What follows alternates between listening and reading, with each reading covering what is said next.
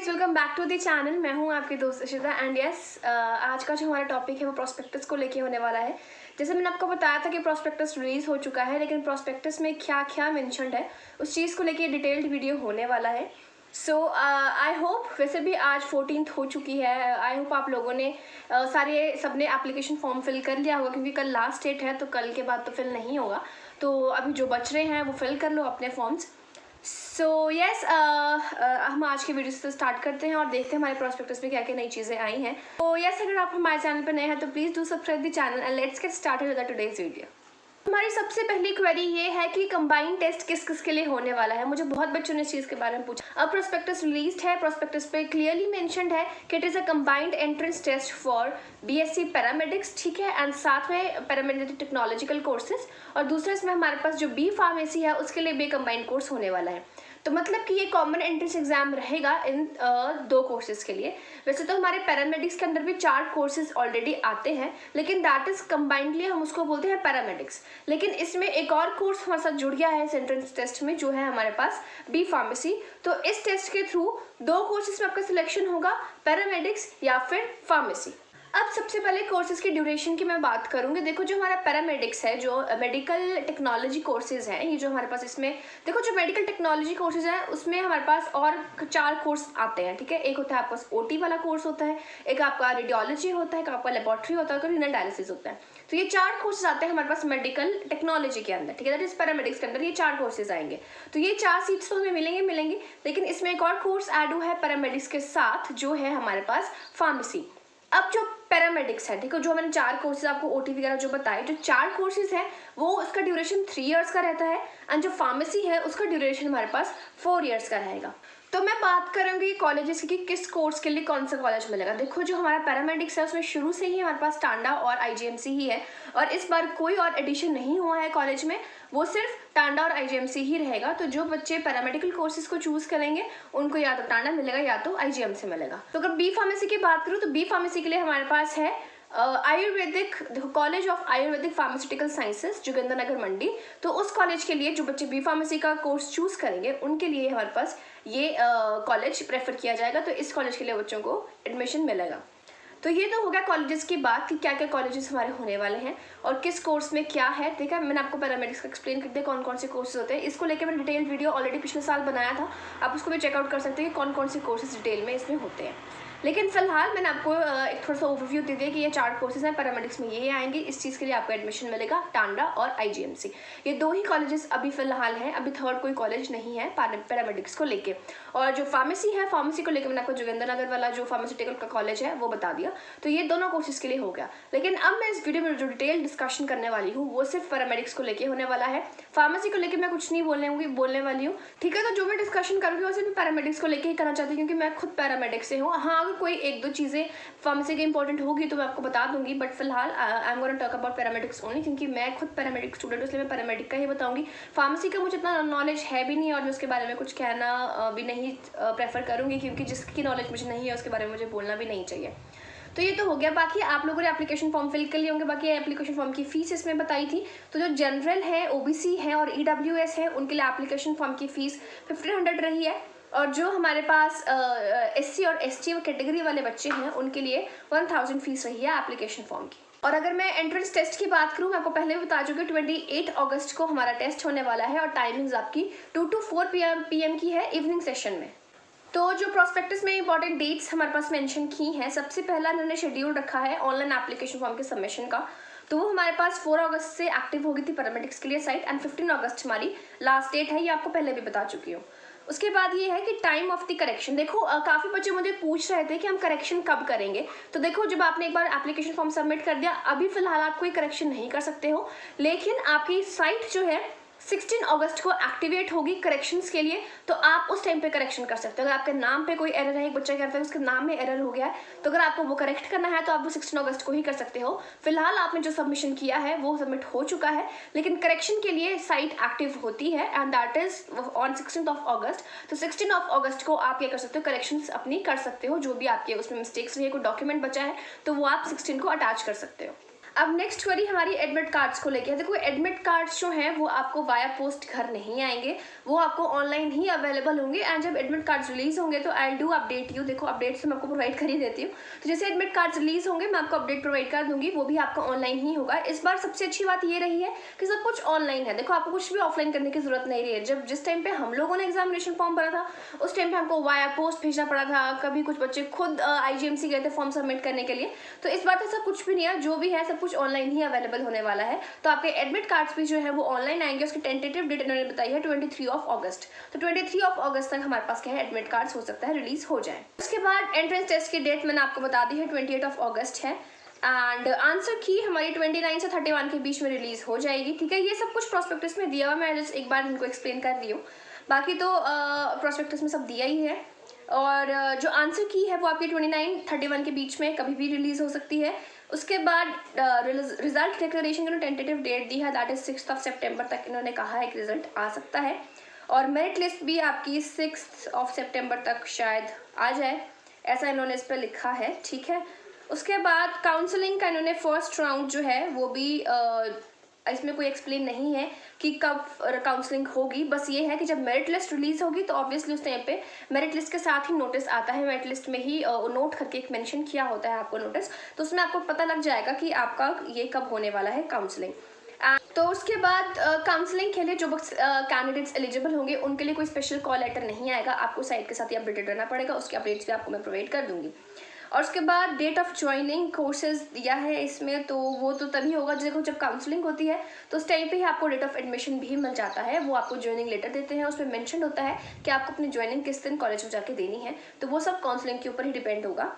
तो बाकी की जो चीज़ें हैं वो काफ़ी लेट है, एग्जाम के बाद की चीज़ें हैं। एंड मेन जो था वो मैंने आपको बता दिया। आई थिंक आपको फर्स्ट राउंड ऑफ काउंसलिंग तक ही मेन रहता है। अब सेकंड राउंड ऑफ काउंसलिंग तो तभी होगा अगर फर्स्ट राउंड में कोई सीट वेकेंट रह जाती है, बट ऐसा बहुत कम होता है कि सीट्स वेकेंट रह जाए। लेकिन हाँ, वो लक भी होता है बच्चों का, सीट्स वेकेंट भी रहती हैं, ऐसी बात नहीं है। जब हमारी काउंसलिंग हुई थी उस टाइम पे तो कोई वैकेंसी नहीं थी, लेकिन जो इस बार काउंसलिंग हुई थी जो हमारे जूनियर्स हैं उनके टाइम में, तो उसमें 3 वैकेंसीज आई थिंक थी, तो उसमें बच्चों ने फिर सेकेंड राउंड में अप्लाई किया था। मैं आपको एक चीज़ बार बार कह रही हूँ कि आपकी साइट और यूनिवर्सिटी जो है वो चेंज हो चुकी है। तो यस, हमारी यूनिवर्सिटी, मैंने आपको पहले बताया था कि HPU पहले एग्जाम कंडक्ट करता था, लेकिन अब इस साल से जो भी एग्जाम्स कंडक्ट होंगी और जो भी रजिस्ट्रेशंस होंगी वो आपकी होंगी AMRU में। ठीक है, अटल मेडिकल रिसर्च यूनिवर्सिटी नेर चौक मंडी जो है उसमें ही सारे अब हमारे पास रजिस्ट्रेशंस रहेंगी। सो इस बार जो एग्जाम कंडक्ट हुआ है वो HPU ने नहीं किया है, वो AMRU की साइट पे हुआ है। एंड ये कंबाइंड एंट्रेंस टेस्ट बन चुका है पैरामेडिक्स के लिए and for B pharmacy courses. तो ये 2 कोर्सेज के लिए कंबाइंड एंट्रेंस एग्जाम रहने वाला है। और पहले जैसे हम लोग थे, हमारा जो एग्ज़ाम्स जो हमारे जैसे हमारा एडमिशन हो गया, उसके बाद एडमिशन के बाद भी हम लोग रजिस्टर करवाते हैं खुद को यूनिवर्सिटी में जाके। तो हम लोगों ने अपने आप को HPU में रजिस्टर करवाया था और हमारा एग्जाम जो है वो HPU ही कंडक्ट करेगा। हमारा सेशन जो है वो लास्ट सेशन था, लेकिन जो हमारे जूनियर्स हैं उन्होंने खुद को रजिस्टर करवाया है AMRU में, उनका एग्जाम जो है वो AMRU ही कंडक्ट करने वाला है। उनको HPU कंडक्ट नहीं करवाएगा कोई एग्जाम, उनको सिर्फ AMRU ही कंडक्ट करेगा। कॉलेज का मैंने आपको बता दिया कि हाँ कौन कौन से कॉलेज में एडमिशन हो रहा है। अब आती है हमारी बात कोर्सेज की और सीट्स की, कि कौन कौन से कोर्सेज हमारे पास हैं और किस कोर्स में कितनी सीट्स हमारे पास अवेलेबल हैं। तो सबसे पहले पैरामेडिक्स के जो हमारे पास कोर्सेज है, मैंने आपको बताया कि 4 कोर्सेज हमारे पास रहते हैं। The first course is BSc medical technology anaesthesia and operation theatre. तो इसमें बेसिकली आपको theoretical and practical knowledge operation theatre से लेकर एनेस्थीसिया से रिलेटेड इसमें आपको ट्रेनिंग प्रोवाइड करी जाएगी। एंड इसमें जो सीट्स हमारे पास है वो इसमें मेंशन है 16 सीट्स। उसके बाद आता है BSc मेडिकल टेक्नोलॉजी लेबोरेटरी। ठीक है, एंड इसमें भी आपके पास टीचिंग एंड प्रैक्टिकल ट्रेनिंग रहेगी और इसमें आपके पास आती है 20 सीट्स टोटल हैं। उसके बाद BSc medical technology radio diagnosis and radiotherapy and this shell involve teaching and practical training. देखो प्रैक्टिकल एंड थ्योरेटिकल ट्रेनिंग आपको दोनों में ही मिलेगी। रेडियो डायग्नोसिस रेडियोथेरेपी भी है एंड इसके आपके पास 20 सीट्स रहेंगी। उसके बाद आता है BSc medical technology renal dialysis जो है बेसिकली वो रहेगा। एंड इसमें आपके पास again theoretical and practical knowledge आपको दी जाएगी और ये सिर्फ IGMC में ही है। जो रीनल डायलिसिस है वो उसमें क्लियरली मेंशन है कि it is only at IGMC। देखो जो रीनल डायलिसिस का जो कोर्स होता है वो सिर्फ IGMC में ही प्रोवाइड किया गया है, वो टांडा में भी नहीं है और किसी और मेडिकल कॉलेज में, हिमाचल में नहीं है। हिमाचल में सिर्फ आपका ये हमारा IGMC में ही होगा। तो इसमें सिर्फ आपको IGMC के लिए ही सीट मिलेगी अगर कोई रीनल डायलिसिस करना चाहता है। और इसमें हमारे पास टोटल है 5 सीट्स। तो अब ये तो होगी टोटल सीट्स की बात। अब तो देखो, जो बीएससी मेडिकल टेक्नोलॉजी ओटी है उसमें जो डायरेक्ट कैंडिडेट्स हैं वो 5 सीट्स हैं, एंड रेडियो और लेबोरेटरी में भी 5 सीट्स हैं डायरेक्ट कैंडिडेट्स के लिए, एंड रीनल डायलिसिस है उसके लिए 2 सीट्स है डायरेक्ट कैंडिडेट्स के लिए। बाकी इन सर्विस कैंडिडेट्स के लिए भी सीट्स अवेलेबल हैं। 5 हमारी 5 ईच है हमारी लैब तक, ठीक है। 5 आपकी आएगी ओटी में, 5 आएगी रेडियो में, एंड 5 आएगी आपकी रेडियो में, सॉरी लैब में, एंड 3 सीट्स आपकी हैं रीनल डायलिसिस की।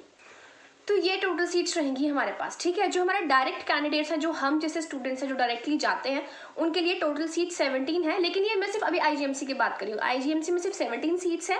एंड जो इन सर्विस कैंडिडेट्स हैं जो ऑलरेडी जॉब कर रहे हैं, एंड अगेन वो कोई डिप्लोमा कर रखा है या कुछ भी, तो वो इन सर्विस में अंडर आते हैं, एंड उनके लिए हमारे पास 18 सीट्स इसमें रहती हैं। तो टोटल सीट्स अगर मैं दोनों की कंबाइंड आपको बताऊं तो टोटल सीट्स आईजीएमसी में 35 सीट्स आपको देखने को मिलेंगी। तो आईजीएमसी में 35 स्टूडेंट्स सिलेक्ट होने वाले हैं, जिसमें 17 डायरेक्ट कैंडिडेट्स हैं एंड इन सर्विस कैंडिडेट्स 18 हैं। लेकिन जो इन सर्विस कैंडिडेट्स जो होते हैं वो बहुत कम होते हैं, तो जो इन सर्विस की जो सीट्स हैं वो भी डायरेक्ट में ही कन्वर्ट हो जाती हैं। तो आपको उतना घबराने की ज़रूरत नहीं है कि सिर्फ 17 सीट्स हैं, कौन सिलेक्ट होगा क्या होगा। देखो, जो इन सर्विस कैंडिडेट्स हैं वो भी बहुत रेयर होते हैं। देखो, इन सर्विस कैंडिडेट के लिए काफ़ी ज़्यादा फॉर्मेलिटीज़ हैं जो कंप्लीट करनी होती हैं, तो इन सर्विस कैंडिडेट्स मेरे पास काफ़ी रेयर रहते हैं। हार्डली 1 या 2 ही कैंडिडेट्स रहेंगे, तो बाकी जो सीट्स बचती हैं वो ऑब्वियसली डायरेक्ट कैंडिडेट्स में ही कन्वर्ट हो जाती हैं, ठीक है। उसके बाद आता है हमारे पास, अब मैं आरपीजीएमसी टांडा की अगर मैं बात करूँ, देखो आईजीएमसी में 35 सीट्स हैं, लेकिन टांडा की अगर मैं बात करूँ, टांडा में 26 सीट्स हमारे पास हैं। अब डायरेक्ट सीट्स में कौन कौन सी उतने सीट्स हैं वहाँ पे, देखो जो मेडिकल टेक्नोलॉजी कोर्सेज हैं ओटी के लिए, वहाँ पे 3 सीट्स हैं ओटी के बच्चों के लिए। जो रेडियो डायग्नोसिस एंड रेडियोथेरेपी है उसके लिए 5 सीट्स हैं टांडा में, एंड जो लेबोरेटरी है उसके लिए भी 5 सीट्स हैं टांडा में। तो टोटल होगी हमारे पास 13 सीट्स फॉर डायरेक्ट कैंडिडेट्स। उसके बाद इन सर्विस कैंडिडेट्स की अगर मैं बात करूं तो ओटी के लिए 3 सीट्स इन सर्विस के लिए हैं, सेम जैसे डायरेक्ट के लिए थी, और जो रेडियो है उसके लिए भी 5 सीट्स हैं, एंड जो लैब है उसके लिए भी 5 सीट्स हैं। टांडा में डायरेक्ट कैंडिडेट्स और इन सर्विस कैंडिडेट्स के लिए इक्वल डिस्ट्रीब्यूशन है, 3 ईच 5 ईच, ठीक है, ऐसे है। एंड दोनों के लिए 13 सीट्स हैं टोटल, ठीक है। डायरेक्ट कैंडिडेट्स की टोटल सीट्स 13 हैं एंड इन सर्विस की भी 13 है। अगर टोटल सीट्स की बात करूँ कंबाइंड की, तो 26 सीट्स टोटल अवेलेबल हैं टांडा में। तो अगर मैं पूरे कंबाइंड कॉलेजेस की अगर मैं बात करूं कि कितने कैंडिडेट सिलेक्ट होंगे, तो ये होंगे हमारे पास 61 कैंडिडेट्स। तो टोटल सीट्स जो हिमाचल में अवेलेबल है पैरामेडिकल कोर्सेज के लिए वो है हमारे पास 61। अब मैं सिलेबस की बात करना चाहूँगी कि सिलेबस क्या है। देखो, दोनों ही एंट्रेंस टेस्ट के लिए सिलेबस तो हमारे पास सेम ही रहेगा। आपका फिजिक्स केमिस्ट्री बायोलॉजी रहेगा ही रहेगा, 3 सब्जेक्ट्स तो रहेंगे, लेकिन केमिस्ट्री में उन्होंने मेंशन किया है कि इंक्लूडिंग ऑर्गेनिक केमिस्ट्री, तो आपको ऑर्गेनिक केमिस्ट्री भी इस बार आने वाली है। और एनसीईआरटी बुक्स ही आपको इसमें बेसिकली प्रेफर करनी चाहिए, and 11th and 12th basically इसमें रहेगा आपके पास। और जो एचपी बोर्ड के टाइम पे आपने थोड़ा बहुत प्रिपरेशन किया था वो आप थोड़ा ध्यान में रखना। और इसमें एमसीक्यूज आपको रहेंगे, 100 क्वेश्चंस आपको आएंगे, 4 ऑप्शंस रहती हैं, 4 ऑप्शन में से कोई एक सही ऑप्शन रहता है, आपको वो टिक करना होता है। और सबसे बड़ी बात जो हर बच्चे को बहुत डर लगता है, नेगेटिव मार्किंग। इस टेस्ट में आपको कोई नेगेटिव मार्किंग नहीं होती है, तो आप इसमें तुक्के भी लगा सकते हो, because there is no negative marking. तो नेगेटिव मार्किंग इसमें नहीं रहेगी इनकरेक्ट आंसर के लिए। एंड बायो के आपके पास 40 क्वेश्चन रहेंगे, और फिजिक्स केमिस्ट्री के आपके पास 30 क्वेश्चन रहेंगे, तो टोटल हो गया आपके पास 100 मार्क्स का हो गया। तो 10+2 इसमें ज़्यादा फोकस किया है कि 10+2 का सिलेबस ज़्यादा रहेगा एज कम्पेयर टू 10+1, लेकिन आपको 10+1 भी ज़्यादा पढ़ना है। तो syllabi will be of 10+2 standard. 10+2 standard तो रहेगा। देखो, 10+2 आपका ज़्यादा पूछा जाएगा एज कम्पेयर टू 10+1, लेकिन +1 भी आपका काफ़ी इंपॉर्टेंट रहता है, तो प्लीज़ डोंट मिस इट। अब बात आएगी हमारी सेंटर्स को लेकर। सेंटर्स को लेकर बहुत बच्चे कंफ्यूज हो रहे हैं, तो सेंटर्स को लेकर मैं आपको बताऊंगी कि हाँ कौन कौन से सेंटर्स इस बार टेस्ट के होने वाले हैं। मैं सेंटर की अगर मैं बात करूँ तो सेंटर इस बार हमारे पास 6 सेंटर्स इसमें रखे गए हैं, धर्मशाला, हमीरपुर, मंडी, कुल्लू, शिमला और नालागढ़। तो ये 6 सेंटर्स हमारे पास इस बार रहने वाले हैं। सिलेबस में प्लीज टॉप 10 टॉपिक्स देखना, मैं आपको बार बार कहती रहती हूँ टॉप 10 टॉपिक्स। उसमें से एक्चुअली ऐसा है कि उसमें से क्वेश्चंस आते ही आते हैं। वो टॉपिक्स ऐसे हैं जिससे 99% आपको क्वेश्चंस पूछे ही पूछे जाएंगे। वो 1% लक है कि आएगा कि नहीं आएगा, लेकिन 99% उन टॉपिक से क्वेश्चंस आपसे पूछे जाते हैं, तो वो आपको पता होने चाहिए। एंड वो वीडियो भी मेरी जो मैंने प्लेलिस्ट बना रखी है अलग से, जो एजुकेशनल नाम टाइटल दिया है मैंने, तो एजुकेशनल टाइटल करके जो प्लेलिस्ट है उसमें आपने देखना, उसमें आपको नीचे वीडियोस देखने को मिलेंगी टॉप 10 टॉपिक्स की। तो ये हो गया सिलेबस। तो मैं आपको बता दिया, +2 पे ज़्यादा फोकस करना इसमें मेंशनड है। आप खुद प्रोस्पेक्टस में देखोगे +10 +2 इसमें थोड़ा हाईलाइट किया है, 11th मेंशनड है लेकिन +2 ज़्यादा हाईलाइट किया है। तो अब आता है declaration of result and merit list की बात, इसमें बेसिकली आ रही है। तो मेरे से काफ़ी बच्चे पूछे थे कि मिनिमम पासिंग मार्क्स कितने हैं। देखो, जो जनरल कैंडिडेट्स होते हैं उनके लिए 50% मिनिमम मार्क्स रहते हैं, 50% for general category and 40% for scheduled caste, scheduled tribe and other backward classes and physically handicapped. तो उनको 40% मार्क्स ही रिक्वायर्ड है। लेकिन देखो, मिनिमम मार्क्स लेके मिनिमम तो इतने चाहिए, लेकिन आई जस्ट वांट कि अगर आपको लगता है कि आपको पक्का सिलेक्शन चाहिए तो आपको 70+ तो स्कोर करना ही पड़ेगा, तब आपकी सीट जो है पक्की है। देखो, 50% 40% स्कोर करके आप एलिजिबल हो जाओगे काउंसलिंग के लिए, लेकिन सीट का मिलना उतना ही मुश्किल है क्योंकि मार्क्स उतने ही कम हैं। तो अगर 40-50% स्कोर करोगे तो आप खुद ही देख लो, अगर 50% आपने स्कोर किया है, 40% स्कोर किया है, तो आप सिर्फ एलिजिबल हो, आपके मिनिमम क्वालिफाइंग मार्क्स उतने हैं। वो आपके बस फिर लक पे ही डिपेंड करता है कि हाँ जी चलो आगे वाले बच्चों ने सीट नहीं ली तो पीछे वाले बच्चों को सीट मिल जाएगी। लेकिन आपको क्या लगता है कि जब किसी को कोई सीट मिल रही होगी तो क्या वो सीट को छोड़ेगा? अनटिल अनलेस उसके पास कोई बहुत बड़ा रीज़न नहीं है, या फिर उसको ऐसा लगता है कि उसको एक और ड्रॉप कर लेना चाहिए, एक और ट्राई दे लेना चाहिए। लेकिन जिसको अगर सीट मिल रही होगी वो सीट नहीं छोड़ेगा। एंड अगर कोई सोचो, अगर टॉपर ही 80 मार्क्स का है तो 40-50 तक तो वैसे भी बात नहीं जाने वाली है, वो उससे पहले ही आपकी काउंसलिंग जो है वो खत्म हो जाएगी। तो ट्राई स्कोरिंग 70+। देखो, 70+ जो है आपका सेफ स्कोर रहेगा। वो डिपेंड करता है टॉपर कितना है। देखो, अगर टॉपर 90s में है तो 70+ भी आपके लिए सेफ स्कोर नहीं है, लेकिन हाँ 90+ भी कितने बच्चे हैं वो भी मैटर करेगा। देखो, अगर 90+ एक ही बच्चा है तो इतना आपको अफेक्ट नहीं होगा, लेकिन अगर 90+ 10 बच्चे हैं तो काफ़ी अफेक्ट कर जाएगी हमारी मेरिट लिस्ट। तो कोशिश करना कि आप सेफ स्कोर करो, एटलीस्ट 70 अबव। अगर आपको ऐसा है कि आपको सीट चाहिए ही चाहिए, आपको सीट अपनी पक्की करनी है, तो आपको 70+ मार्क्स चाहिए, तभी आपकी सीट पक्की हो पाएगी और तभी आपके एडमिशन के चांसेस ज़्यादा हैं। लेकिन अगर आप 50 के आसपास हो, 60 के आसपास हो, तो थोड़ा मुश्किल आपके लिए हो जाएगा। बाकी कई बार लक भी होता है। देखो, जब हमारी काउंसलिंग थी, जिस टाइम पे मैंने टेस्ट दिया था, तो उस टाइम पे काफ़ी बच्चे पता नहीं क्यों नहीं आए थे। उस टाइम शायद कोविड का सीन था, तो बच्चों को लगा कि नहीं आना चाहिए। तो उस टाइम पे एक बच्ची थी, उसके 42 मार्क्स थे एंड उसको भी सीट मिल गई थी। तो ये आपका लक भी होता है थोड़ा बहुत कि क्या है, लेकिन अपनी तरफ से आपको सेफ स्कोर करना चाहिए। देखो, सेफ स्कोर करोगे तो आपके शुरू में आपको सीट्स मिल जाती है। जब हमारी काउंसलिंग हुई थी तो मुझे भी शुरू में ही सीट मिल गई थी, तो ऑब्वियसली आप एकदम से सेफ हो जाते हैं वहाँ पे कि हाँ चलो हाश सीट मिल गई। तो ऑब्वियसली जब आप इतनी मेहनत करते हो तो सीट तो आपको चाहिए और वो आपकी सबसे बड़ी उस टाइम पर प्रायोरिटी रहती है। तो मार्क्स अच्छे स्कोर करने की कोशिश करना, क्योंकि सीट मिल गई तो फिर तो बात बन गई। तो ये हो गया हमारा सीट्स को लेके और मेरिट लिस्ट को लेके। बाकी जो कुछ भी होगा वो मैं आपको अपडेट्स प्रोवाइड कर दूंगी। तो ये कुछ इंपॉर्टेंट बातें थी जो प्रॉस्पेक्टस में मेंशन थी और मैंने आपको ये बता दी हैं। बाकी आई होप आप लोग अच्छा ही कर रहे होंगे अपने एग्जाम्स को लेके। एनसीईआरटी में शुरू से ही कहते हैं एनसीईआरटीज़ पढ़ो, एनसीईआरटीज़ पढ़ो। तो आई होप अपने एनसीईआरटीज़ कवर कर ही रहे होंगे एंड आपका काफ़ी अच्छा सिलेबस कंप्लीट हो गया होगा। सो यही था आज की वीडियो में। प्रोस्पेक्टस मैंने आपको एक्सप्लेन कर दिया है जो इंपॉर्टेंट चीज़ें थी, एंड जो भी अपडेट्स होंगी मैं आपको प्रोवाइड कर दूंगी। कोई भी क्वेरीज होगी इंस्टाग्राम पे डीएम कर देना, कमेंट सेक्शन में मुझसे पूछ लेना, मैं रिप्लाई कर दूंगी।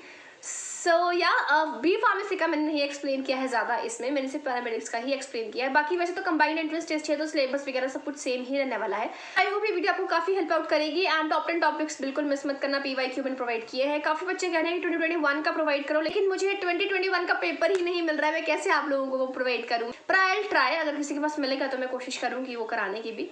सो yeah that's it for today and फिर मिलते हैं आपसे अगले वीडियो में। Till then take care, good bye.